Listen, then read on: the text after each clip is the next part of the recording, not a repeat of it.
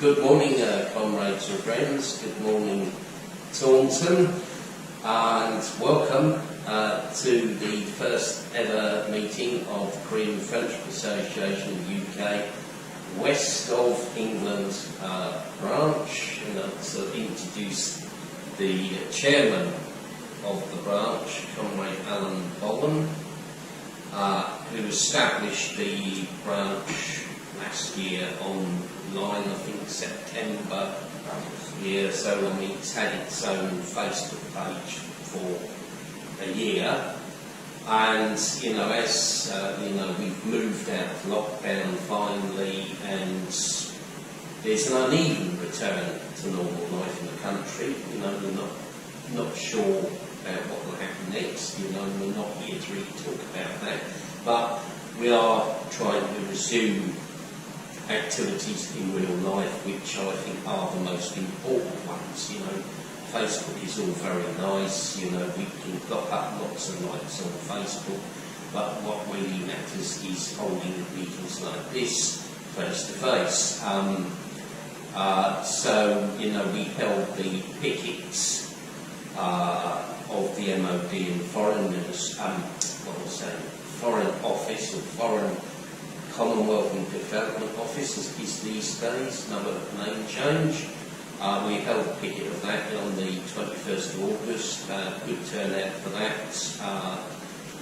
It got a nice write-up on the website of the Anti-Imperialist National Democratic Front of South Korea, which KFA is very proud to have relations with. So we held that event in August. Now we're holding this meeting in the West Country, the West of England, in our first ever venture into the West of England. And we've got another event planned for London in October and possibly in December. But in the past, before the lockdown, we were holding regional meetings. We've held them in Liverpool, Derby, Stoke-on-Trent, and Glasgow and Manchester, all those places. And there's some of our KFA's detractors say, KFA is just a London-based body. Well, that's not true. We will hold meetings like this wherever there's sort of KFA members prepared to step up to the bar and organise a meeting. It's as simple as that. And I'm very pleased to be here.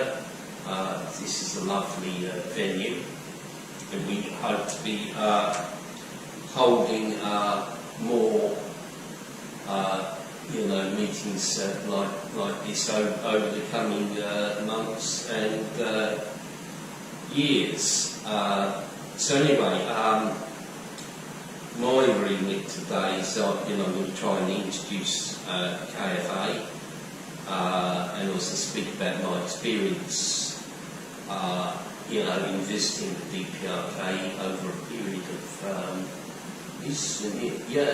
nearly 29 years. My first visit was in May 1992, and then I can take a few questions on that if any. And then I will hand over to Alan, who has prepared a lecture on the value of Juche philosophy in social life. And because the Juche idea is the guide, of activity in the DPRK, so it's quite important to understanding. Anyway, I'm going to sort of first say a few words about Korean Friendship Association. It was founded in November 2000 by Alejandro Caldebenos. It's headquartered in Spain. We've got over 10,000 members registered worldwide. The biggest sections are in the USA and the UK. But we're setting up new national branches all the time. And, you know, our core purpose is to defend people's career. And KFA was originally set up back in 2000 because, you know, it was seen on the internet. There was, at the time, no real pro-DPRK website. And there, a monopoly on information about the DPRK was held by, you know, CIA and South Korean authorities, and you know, it's a fact. Like today, I mean, if you pick up the Guardian or the Times or well, I think the Independent doesn't have a print edition anymore. But you know, if you pick up, say, Guardian, the Times, the Telegraph, you read an article about the DPRK. When you read it carefully, you'll see it's actually a report not from actually inside the DPRK, but it's actually from South Korea. And of course, you know, South Korea is technically at war with the DPRK. To use a bit of an overused cliche, you know, technically at war. You know, in terms of information, in terms of psychological impact, that is actually quite, it means a real war. You know, there is a propaganda war against people's career. There is a psychological war against people's career. And we're on the side of people's career to defend them by, you know, showing people the reality of people's career, which, you know, is a hard job, because our resources are not great, and, you know, the Yemeni side, the other side, you know, their resources are, well, 1,000 times greater than ours, 10,000 times either, and, you know, they control the mass media, and, you know, the mass media in Western countries is extremely powerful. You know, they can elect governments. You know, they can tell people, oh, you shouldn't vote for Jeremy Corbyn. He's a terrible communist, or he supported the IRA 40 years ago, and this, that, and the other. You know, they and you know, with the people's career, we get all kinds of rubbish. You know, everyone's starving, or there's no human rights, there's no electricity, or it's run by an elite, all kinds of stuff. Some of it's pretty tabloid, what they say. Sometimes it's more sophisticated.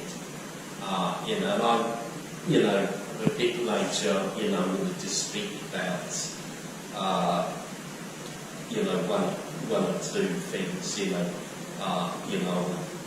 contrast the reality of what I sort of the propaganda. But anyway, that's why we have KFA, to defend people's career with no ifs or buts. And, you know, we carry out all sorts of activities, meetings and seminars like this.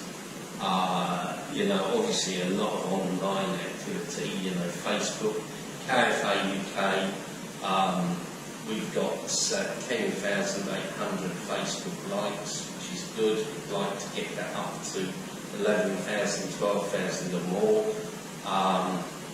But of course, as I said earlier, what's most important is, you know, is to come to face-to-face meetings. And, you know, it's not just all meetings and seminars and speeches and lectures. I mean, we've held cultural events. We held two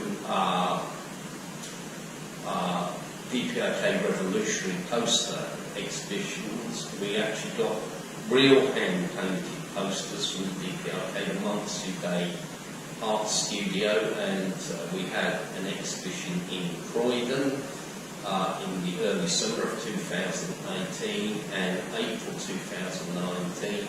we were pleased to hold an exhibition in the East End of London in Whitechapel, which drew people from all over the country. We had a young lady come all the way from Belfast in the north of Ireland. There's someone else that came from Newcastle upon Tyne. There was a great deal of interest in this exhibition, and we hope to organise more like it. If I had room in the suitcase, I would have actually bought some hand-painted posters today, but, they have to be correctly carried, you can't fold them up, otherwise, you'll ruin them completely, by doing that. So that's just some of our activities, and we're part of the International KFA, and then, before COVID, they used to hold an annual international meeting in Spain every year with, representatives of different KFA branches. And of course, one other thing KFA does is to send people to the DPRK. Again, that's quite important because, there's a Korean saying, and I think there might be a British saying as well, it's better to see something once than be told it 1,000 times or 10,000 times. So, anyway, what is my own experience in visiting the DPRK over the years? Well, I first became interested in people's career in the mid-1980s, and I was lucky enough to find a few second-hand books from the DPRK in a bookshop in Southampton, and my interest grew. I formed the British group for the study of the Juche idea in the 80s with a few friends, and I was very lucky and privileged to get invited to visit the DPRK for the first ever time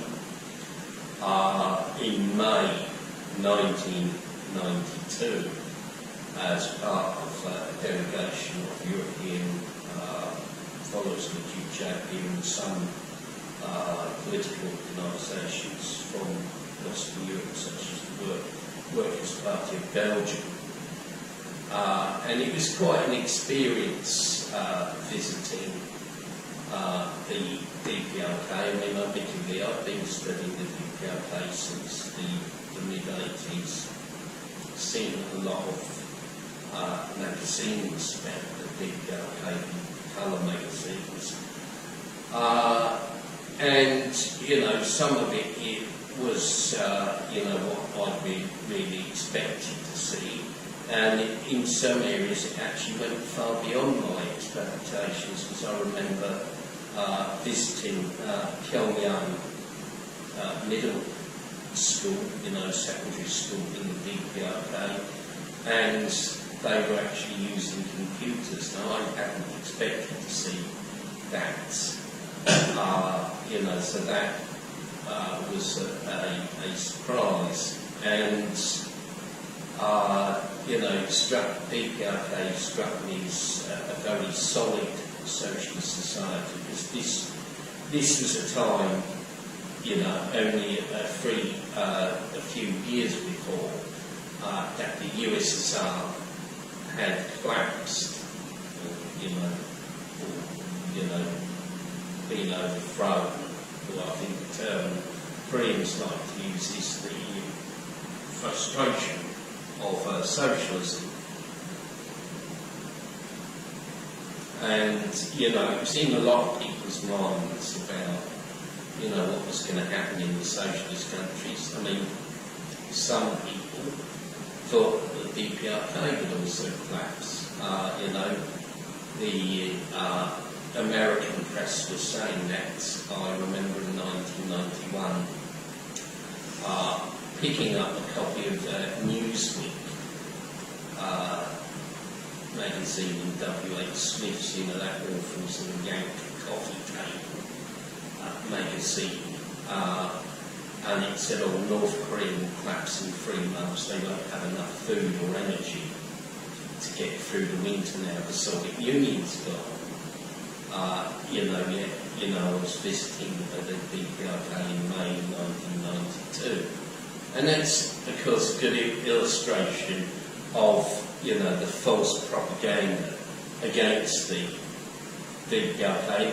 Unfortunately, at the time, there would have been people who would have read that and would have believed it. And believed anything about the DPRK. And, that was, proven to be untrue from visiting the DPRK. And, dare I say, even some people on the left believe this, because, someone who I won't name, was in a particular communist party in Britain, was heard to say to a number of people, North Korea, that hasn't got long for this world. Some on the left, actually believe this propaganda about the DPRK collapsing, but, visiting it actually struck me as, very solid, and, I compared it to visiting Hungary in the 1980s, which in those days was the People's Republic of Hungary. And, what I saw in Hungary was, I remember riding in Budapest by train, got off the train, almost immediately a black market dealer came up to me, straight away and was offering to change currency, horrendous. This is what they were calling socialism. But in the DPRK, I didn't see a single black market come.